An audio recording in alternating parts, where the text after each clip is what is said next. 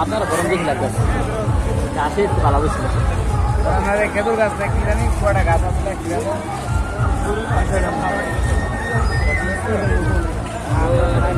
ভাই এই রোডটা দিয়ে